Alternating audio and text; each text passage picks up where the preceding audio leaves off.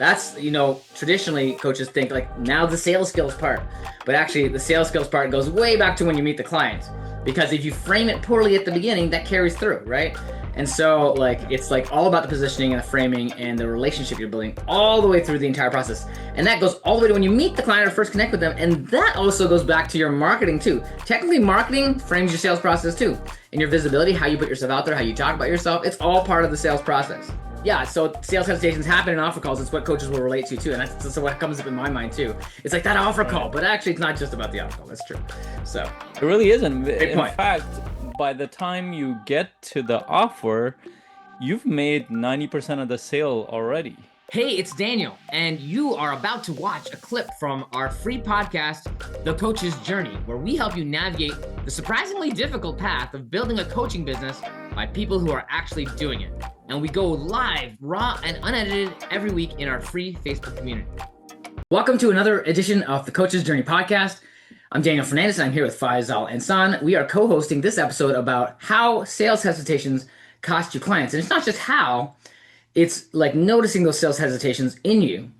And what do you do about it? We're going to talk about that today too. So if you've ever been in a call with a client where you're like, I'm totally going to sell this and something went wrong, it probably has something to do with your sales hesitations. Maybe that client didn't buy right away. Maybe they didn't buy at all. That's happened to me for sure. So let's get into it deeply and talk about sales hesitations. Faisal, do you still have sales hesitations sometimes? I want to reframe this. So it's interesting how you explain that whole thing, and this is how a lot of coaches also explain it. I was going off the title, sales hesitations. That's what we called it. So, Yeah, so because sales is from the time that you connect all the way to nurturing journey. Yeah. But we're specifically talking about offer hesitations, maybe. Oh yeah, that was specifically in my mind. I was thinking about offer hesitation, but sales, yeah, the sales is much bigger. But this is good because most coaches think that way. That's what that was my first reaction. Like I'm talking about the title. I'm like, well, yeah. So sales hesitations happen in offer calls. It's what coaches will relate to too, and that's what comes up in my mind too. It's like that offer call, but actually it's not just about the offer call. That's true. So it really isn't. Great point. In fact, by the time you get to the offer, you've made 90% of the sale already. And this is I want this to I already know sink that in. from my experience. It's totally Right? true. By the time you have come to the point where you're gonna make the offer, 90% of the sales is done. Even Now, without you giving the if price. people are listening here and are like, what do you mean 90% of the sales is done? We're about to explain that, right? It's about a sales process that doesn't start when you reveal the sale. That's, traditionally coaches think like now the sales skills part, but actually the sales skills part goes way back to when you meet the client. Because if you frame it poorly at the beginning, that carries through, right? And so it's like all about the positioning and the framing and the relationship you're building all the way through the entire process. And that goes all the way to when you meet the client or first connect with them. And that also goes back to your marketing too. Technically, marketing frames your sales process too. And your visibility, how you put yourself out there, how you talk about yourself, it's all part of the sales process. So let's not just talk about only at the offer call like I did at the beginning of this call. This is where my mind went first.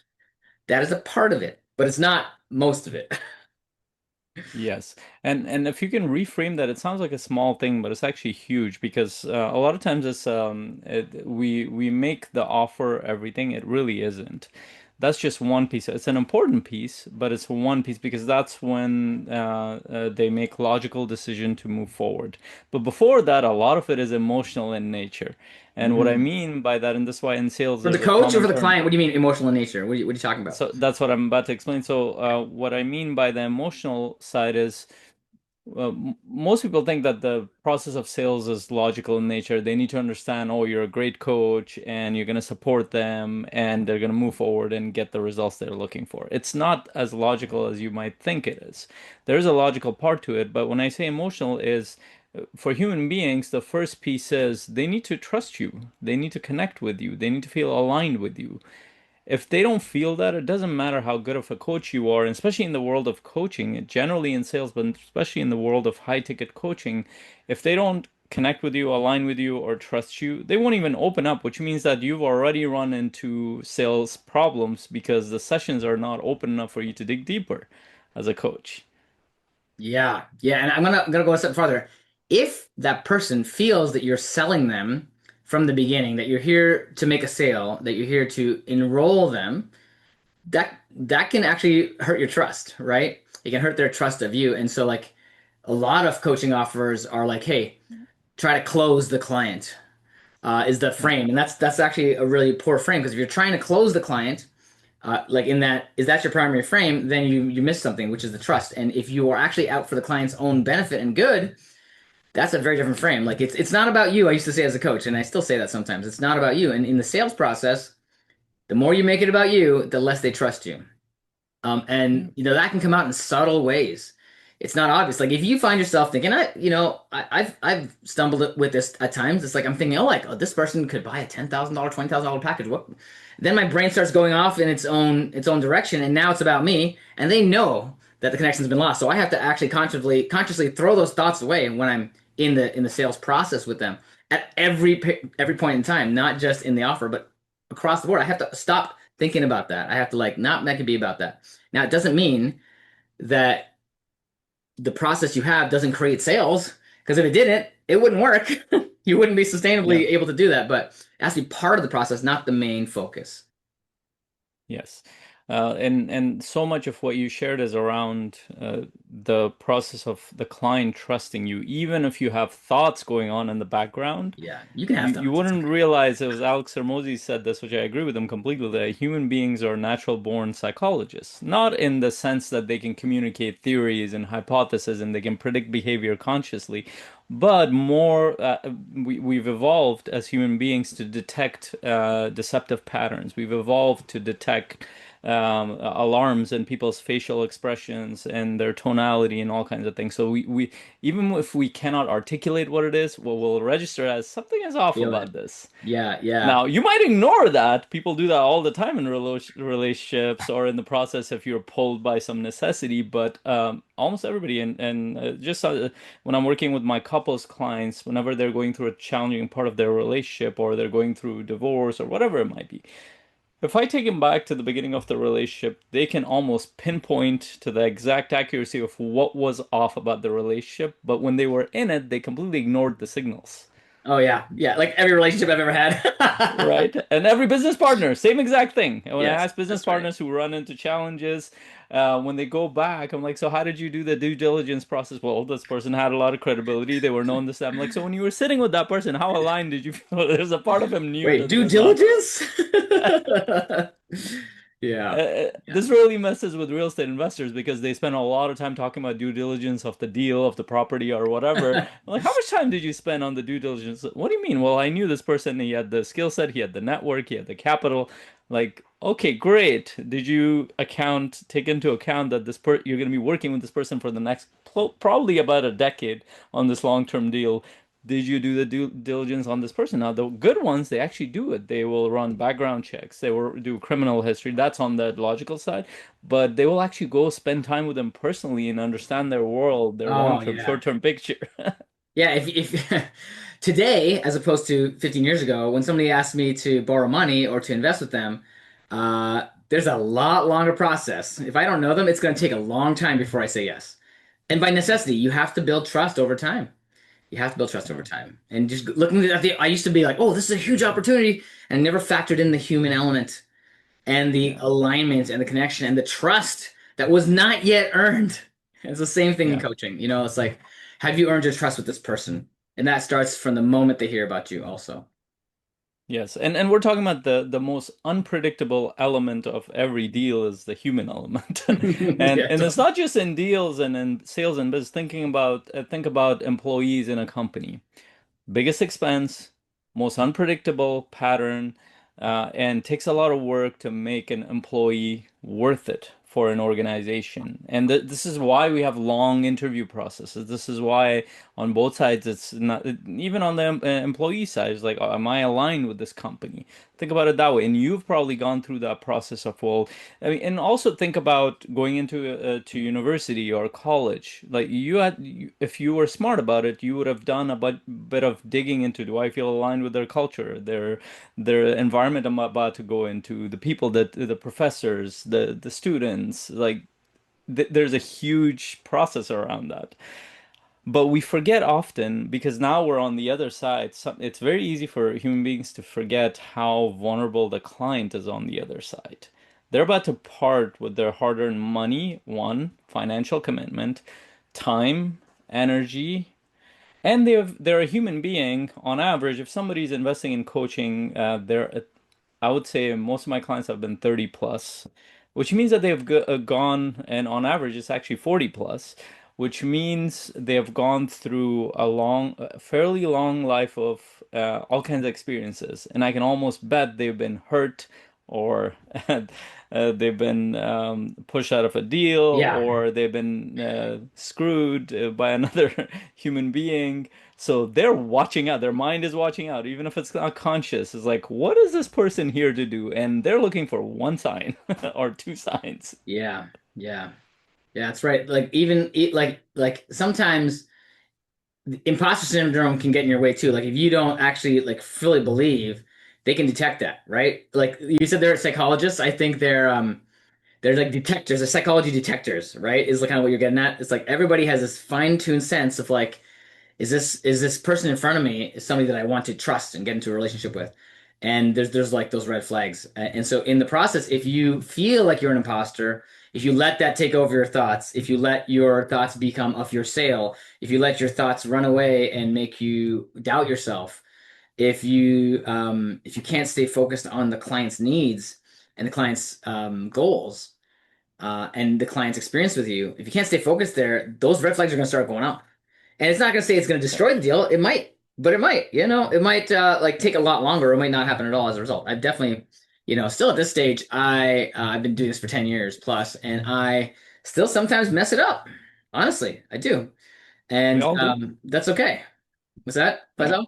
So we're not looking for perfection. We're all gonna mess up in this process. But the cool Yeah. thing is you also have and this is why I look at this a lot like the cooking process. So think about if you like cooking versus baking. So baking is a very scientific process. You have to have a specific temperature. You have less room to mess up.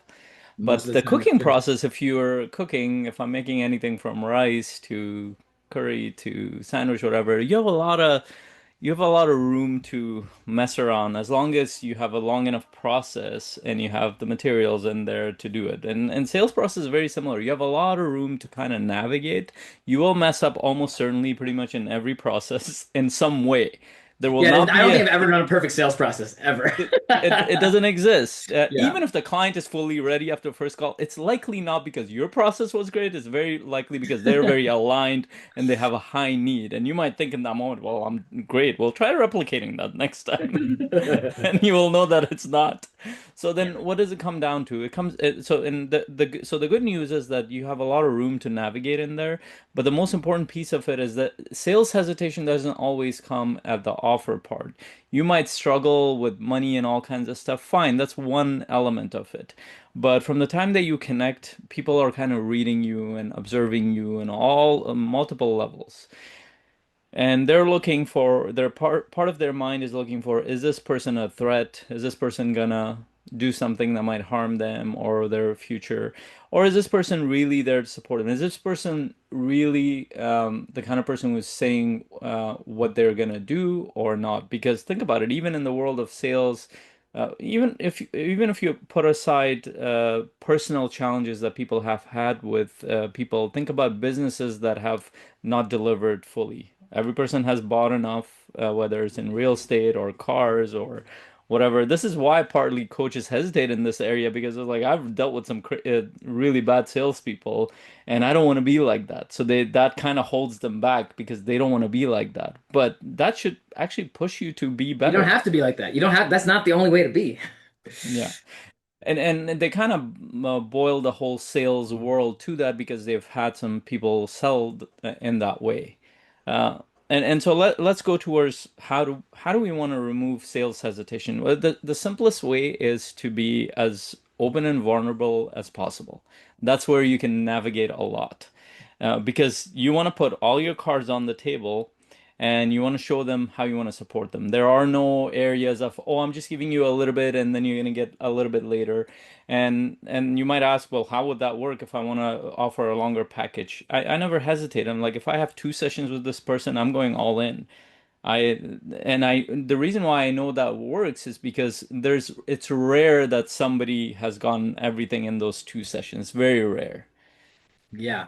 Yeah, Rich Liffen, I remember he shared a couple tips on this. One is if somebody's not all in, then you're not ready to make the sale. Mhm. And you need to test the yes. Like for example, if somebody's like after one session, they're like, "Oh, I need to sign up right now." I'm like, take the night, think about it. If you're still hell yes in the morning, I got this from Rich Liffen, and then let's do it. But if you're not, then let's hop on a call and figure out, what might be missing, right? Yeah, and the idea behind it is to actually increase trust Yeah, I don't want because your sale. Sorry, no, you don't seem convinced, so I don't want your sale. Because also when yeah, they show up in the coaching, if they're not totally convinced and totally in, they're not gonna show up the best they can show up. They're not gonna be committed to the process, and then now it's like, oh well, they're not making progress, and they're not really committed to the process, so they're not getting results, and they're not doing their best, and so like then you might get like the buyer's remorse, which that's the opposite of what you want in the sales process. The sales process continues into the coaching program, right? It's like you're still selling them on their dreams and their goals that you signed up for. The higher enrollment you have at every step of the game, the better. And so like testing that yes is like a great way to make sure the enrollment is there, the buy-in is there. yes. And it works, by the way, the same way in organizations as it works with individuals. The only difference is organizations have multiple levels of decision-making Mhm. process, so it takes a little bit longer.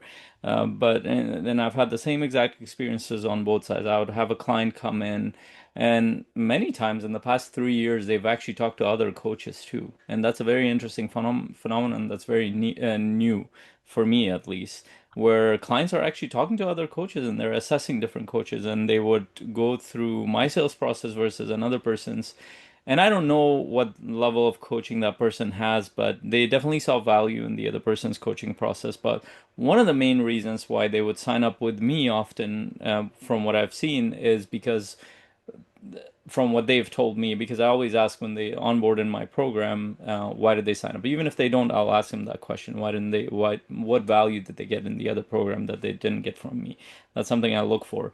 But when I'm asking them that, usually is that, hey, I feel like your process was much more thorough. And the translation is I took the time to get to know their challenges. I took the time to go through the process. I took the time to make sure I knew Yeah. their needs Yeah. versus here's the offer. And I could tell, I'm like, how long did this coach spend with you? It was like about an hour. And then they made their offer. And usually their offer was higher too upfront. So I've also learned to take them through stages. I have multiple offers, and so for example, another reason they would sign up is because they have an initial lower offer, but interestingly, within 3 months, they're paying me more than they would have paid the other coach because Yeah. now So they so have a chance to avoid too much risk, but also get into my process. so you highlight three things I want to pull out here as a framework maybe. One is creating that space for listening and having patience with that client in front of you, like letting them go through the process with you slowly, and not rushing it, not rushing that process, not slowly specifically, but like not rushing them through the process so that they can fit through your machinery. Like, oh, I Yeah. have an hour with you, and then I'm going to make you an offer at the end. Well, that's because you're rushing. An hour for a discovery session is often not going to work very well. It can work, because you haven't taken the time to really understand that full landscape, which takes time. Um, and then secondly, you said, Faisal, having multiple offers is actually really good. I could actually do better here in having a low ticket offer that's a starter offer. And I've done this a few times more recently where I have like, hey, let's get started with this.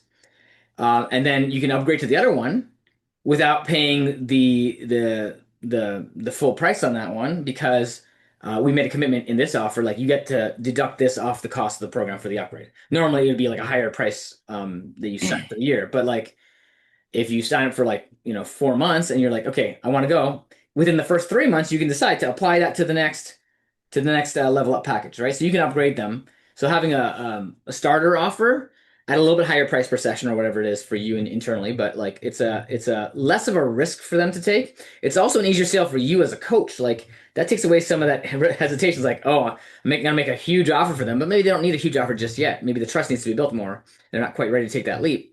But once you're in, it's almost better to have the program to demonstrate what a short program is going to do with them, and then have them upgrade because now they have even more trust and investment in this process, and now you're their person who will take them through the next level. So that can be really powerful too. Yeah. So and that's one of the but the reason why I go slower and a little bit longer, and it's not as long as most coaches think. And if coaches think that they're too busy to do this, my calendar is pretty busy. I don't just, and the way I look at it from a business point of view, I actually include, on average, I'm spending 2.5 to 3 hours, sometimes 3.5 hours with a potential client before they sign up to a minimum of a $6,000 program. Often it's 13, Same. 14,000. So if I'm spending, I'm actually factoring that into my program. So for me, it's not free. For the client, it might be pro bono if they come from a referral source. If they don't come from a referral source, they usually have a small fee connected to it as more of a deposit. But You that mean for the allows discovery me, section, Faisal? yeah, for the discovery process, sometimes I'll have the often. So, for example, today I had an initial call with somebody that came through my workshop, and I didn't know this person. He just followed me on social media, came to my workshop, and he signed up for the program. He was connected to my network somehow, but he didn't know anybody who had gone through my process, which is the power of doing something like that. But then when he came in, I had to ask him a bunch of questions, go through the process. And the guy was very busy. He's like, and that's why he was seeking me. He's like, I'm trying to scale in business. I have a family. And he was kind of hesitant. He's like, I feel like I want to have my cake and eat it too, something to that effect. He's like, I want to have both, but I don't know if it's not possible, if it's possible. I'm like, well, it is possible. And I dug in a little bit to find out what is he trying to do, what are the challenges, what is he trying, what he hasn't tried, has he gotten any kind of support. Once I got that, and the guy's like, I can't even give my time to my wife. I'm like, well, you're gonna have to give me time in this process. You decide how long you want to take, 1 week, 2 week, 3 weeks. Within 2 weeks, he found the time. Why? Because it was important enough for him. I booked a 2 hour call. I'm gonna have that call with him, and at the end of that, we decide if we want to move forward. And he actually paid through the workshop process. He paid, I think, $600 for a couple of sessions, and then he either gets value in that process, moves on, or he joins my bigger program. In most cases, they will join my bigger program because there'll be a lot of things we'll discover along the way. But and that should tell you because a lot of certifications in other places say, well, people at the higher level they don't have time, so they don't want to spend with you. I don't buy that. Not Like if the necessarily true. necessity is high enough, they will find a way.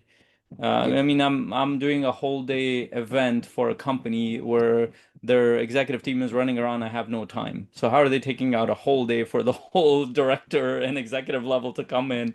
Well, it's gonna move them forward because they know that the time they're spending is not moving anything forward. Yeah, yeah, yeah, totally. And this is true of a lot of people.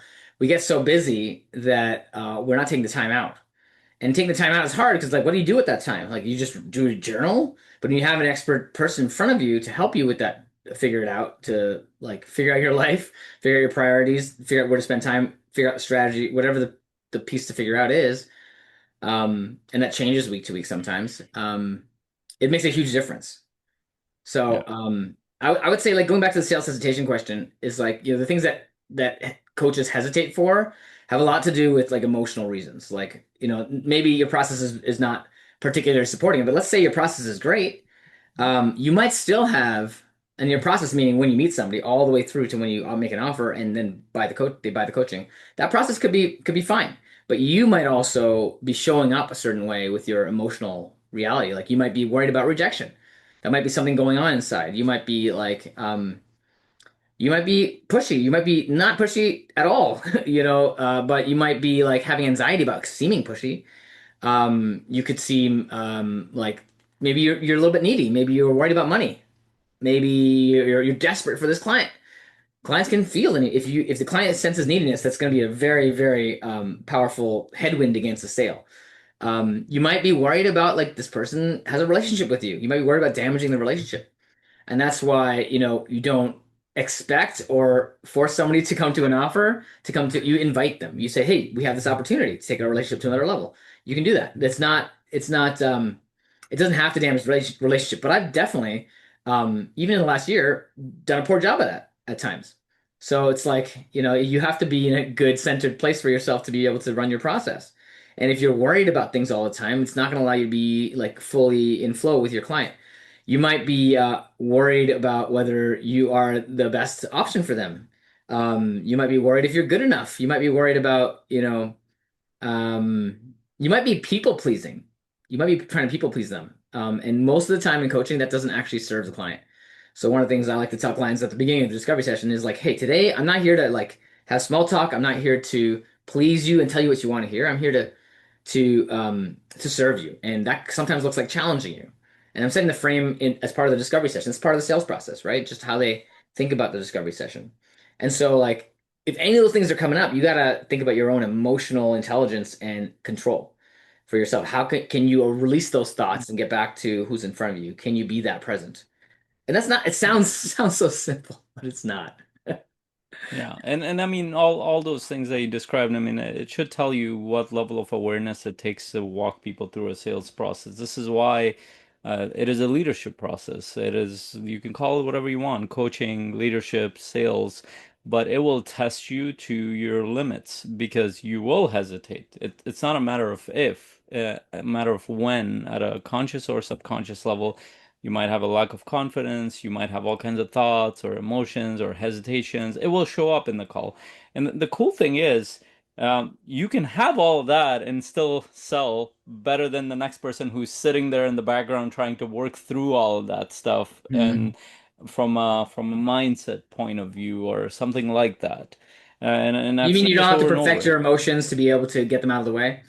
In fact, it's actually this process of sales that will push you as a leader to grow Yeah. and become resilient because it will force you to deal with your rejection. It'll force you to bring your thoughts into the fold. It'll force you to deal with your emotions. It will force you to be intentional. It will force you to deal with your hesitations. It will force you to give yourself feedback. It will force you to seek feedback. But if you Yeah. haven't even started the process, you can sit there, watch every course in the world, read every book on sales or coaching, and it will never take you anywhere. Let me share you some things that like sometimes coaches like get in the way. Like this is this one is was very common a long time ago. I don't feel bad about this anymore, but sometimes I used to feel bad pushing people, pushing clients. And so like there's a difference between pushing and challenging. And in the sales process, it's also even a little more um linked to the sale. So like pushing and challenging in a sale could be seen as self-serving for you if you're the coach, You right? mean in the offer? Yeah, in the offer, Yeah. yes, at the final part of the sale before they buy it. When they have a objection, you mean? Yeah, if they have an objection or whatever, you might be seen to be pushing them, right? Like so, like if you have to like help them work through an objection, are you comfortable pushing them here and not pushing them to buy from you, pushing them to get clear, pushing them towards the real clarity that their objection is masking? Are you comfortable like helping, like pushing, like cheer, like the idea of pushing them is not pushing them for you. It's pushing them towards their solution, to their to like they have a pain right now. They have a vision right now, whatever it is. That's the lighthouse. If we are together, me and the client, pushing the client to that lighthouse, that's the frame. It's not we're challenging them to get their own barriers out of their way. That's the point. And sometimes coaching is actually a great fit for them and it will make the difference. And I know it'll make the difference. It's not about me there, it's about making the difference for them, right? Helping them like be courageous often in that case to make the bold move, to make a decision. That's actually what it is about. It's not about them being courageous to buy from me. That's nothing to do with it. It just so happens that I'm going to be able to help them. And if I don't feel like I can help them, it's probably not the right fit for the offer, right? If they don't feel it. So like Yeah. don't feel bad for pushing them, but like feel good about challenging them and challenge them for themselves, not for you, right? And sometimes clients can resist that and you got to hold that space and be okay with that and like help them see what they're doing, right? In that Yes. process. And that's all, And of and course, it, easier said than done too. it's easier for us to give that advice, but a few years ago, even though I knew that, I couldn't do that. And I couldn't do that not because I didn't know enough or I hadn't dealt with enough emotional blocks. I simply did not have enough experience and Experience. practice. Yeah. You Yeah. you cannot replace experience with theory. It just doesn't work. You can prepare with theory. You can prepare with all kinds of things, but ultimately you will the ultimate test is put yourself in there over and over and over and allow yourself to go through that process. And that's what we're talking about. So, and going back to sales hesitation, start and the biggest reframe I can give you is start thinking of sales hesitation happens from the time that you meet somebody all the way to the time where you're nurturing, sending follow-up, all kinds of stuff. Stop thinking of it just in terms of offer, because you could screw up the offer badly, and I've shared enough of those experiences, but you will likely actually get the sale if the rest of the process is That good, happened to me recently. Actually, I was like, right? that was the worst offer ever. I fumbled through it. And like I was just like, I'm like, let me correct that. Just thinking through my what like this is an offer I made up on the fly for this person, and they still signed up. A week later, I'm like, Yeah. is this person gonna pay me or not? Because we just scheduled it. They said they wanted to do it, so I said like, okay, well, it'll be like this. And they're like, okay, whatever. Send me a proposal. So I sent them a proposal, Yeah. and they sent me we scheduled the first session, and they can still back out. They hadn't paid me yet, and then like 3 days before the session, they got the payment. I was like, okay, so I can screw it up and still it works because I spent so much time building trust with this person. Yes, that and your skill sets and your background, Of lots course. of things have happened in that process for the client to know that. And this is an interesting thing. Like, think about a relationship. When somebody just gets into a relationship with that person and they're in love with them, what do? We naturally ignore all the negative things.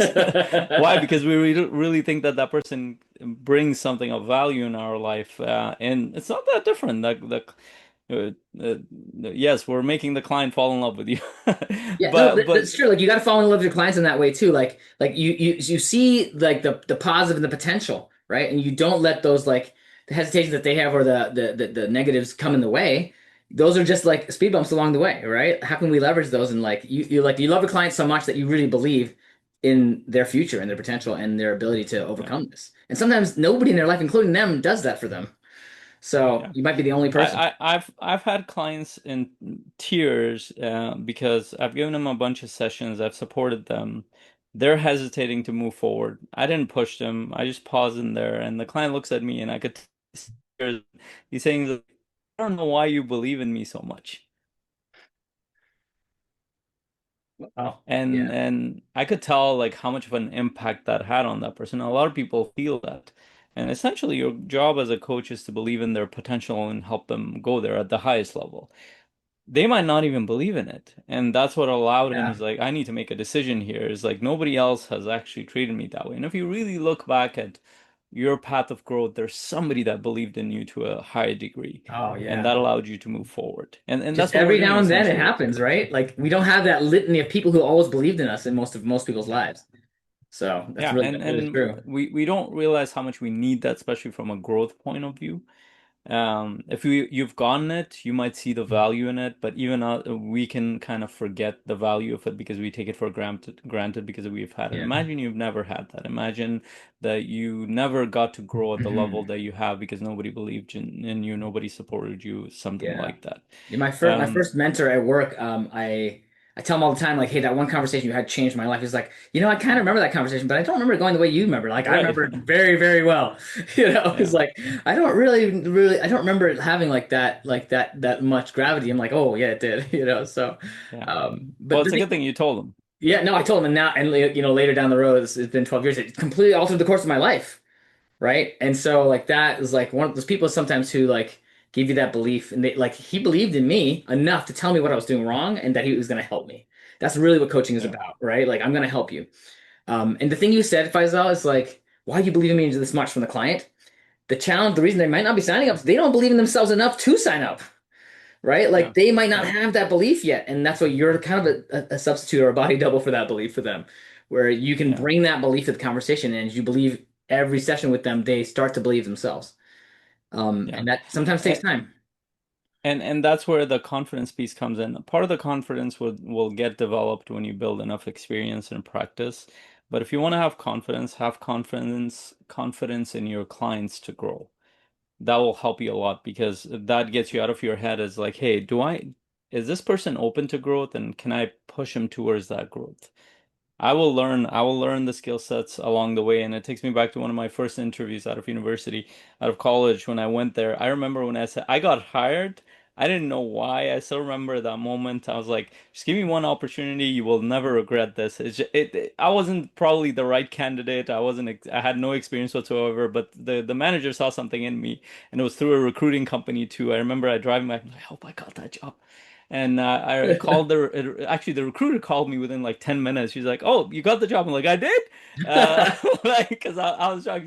And she actually helped me frame it better. He's like, "Oh, I'm so thankful." This and that. He's like, she paused me. She's like, the companies need really good people, and you might be thinking to be very thankful to them, and that's good. But they need people like you. And she was trying to help me see the value that I was bringing, which I didn't see at the time. Hmm. But my conviction that I could give me just one opportunity. It doesn't have to be needy. It needs to be kind of grounded into I will do my best to support you no matter what. Yeah. And they know that based on how you've shown up the whole process Yeah. with patience, love, belief, and a great process from start to finish. And that's, we are doing a workshop. If you're watching this live, you have the chance to come to our workshop still. It's on Thursday. And we are doing a workshop where we talk about that entire sales process from beginning to end. And that's kind of the focus. One of the flagship focuses of CMC is that we focus on the entire sales process and how you can get over your hesitations and allow your process to do most of the heavy lifting for you.